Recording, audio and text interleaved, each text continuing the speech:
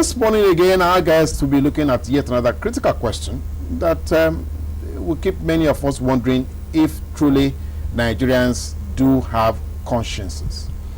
Today we are going to be talking about the next generation, or what the president has actually called the new leaders on the horizon. We're going to be talking about the Nigerian children, just as we know that recently the Day of the African Child was marked, and the theme, of course, had to look at education, free, compulsory, in an environment that is ideal for the children, not for the adults, not for the policymakers.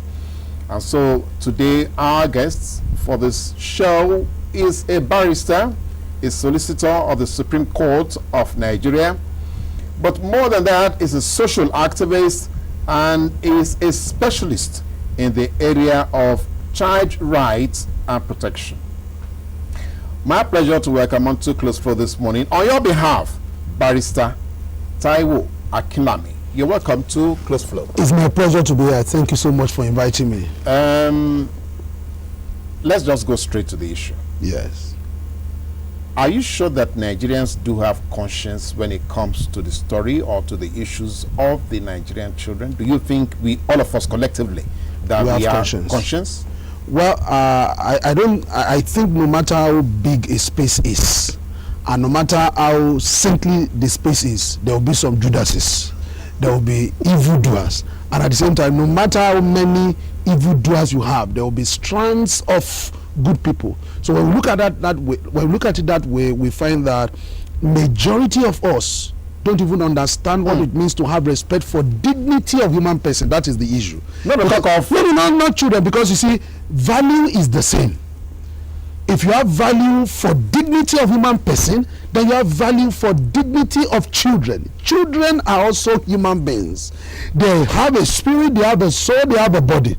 Now, it is not when the child becomes an adult that begins to have mind, will, emotion. From childhood, the child has all those things combined. I think the challenge is we do not have a national vision for where we are taking our country to. Then not only that, we do not have respect for dignity of human person. And you know why? The reason why we don't have respect for dignity of human person is that we do not recognize the unusual potential that God has deposited in human beings. Now, in 1965, Singapore got their independence. And when they got their independence, the question was asked, what are you going to focus on? Now, Singapore does not have any human natural resources. Now, they focused on their people. They focused on building people. They focused on capacity development. And in 20 years after, between 20 and 25 years after, Singapore, there was a harbor that at a particular time went to meet Malaysia to absorb them as a nation. Moved from the first world to the third world to the first world. And Lee Kuan Yew wrote the history. Lee Kuan Yew was the pioneer prime minister, and he wrote how Singapore, a nation, a country with diversity, diverse kinds of people, came together to form to be Singaporean. How they moved from the third world, a city harbor? No, yes, it was a city harbor. How they moved from a third world to the first world. And if you read that book from the third world to the first world, you find that there's an unusual investment, a priceless investment in capacity building, in developing the minds of human beings. Now, that is the truth. And what you find is that when you have mineral resources, no matter how big it is, no matter how seemingly extensive it is, if you give your mineral resources to a mind that is not trained, what is going to happen? The mind will squander it. And that's why you find Yoruba say, you go around Lagos now, you see this house is not for sale. Beware of Taiwo. Now, they don't put names because somebody who was not trained has been handed over a property that the builder spent all his life to build, and the one who is not trained is now going to squander it because he does not know.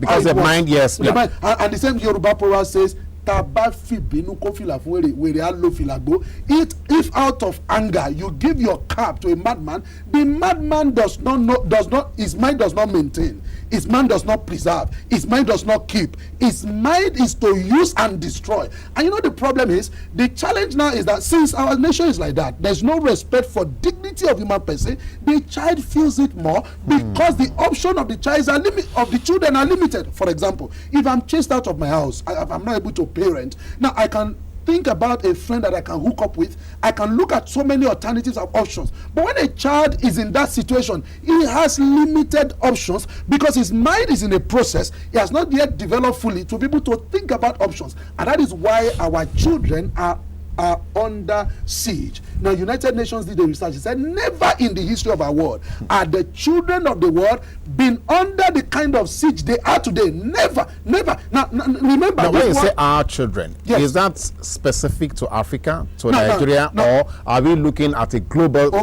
scale? Let me quote for you what that report said. The report is titled "Report on Violence Against Children." It was initiated by the former Secretary General of the United Nations, Kofi Annan, and that report was published in 2006, and it is a later report on the state of children. Don't forget that right now there's another campaign, End Violence Against Children, that is also trying to collect the state of the children of the world. But you see, that report is the present baseline that we have, and that report makes it abundantly clear that abuse is everywhere. There's no nation that is guiltless. But it is more rampant in developing countries, particularly sub-Saharan Africa.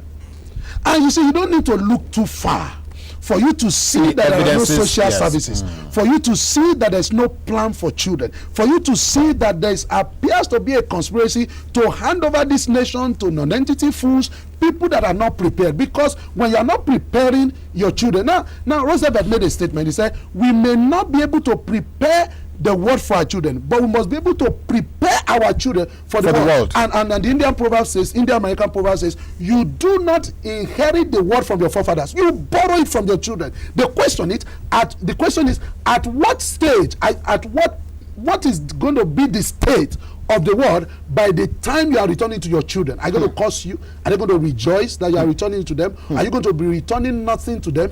Those are the major issues that it is critical for us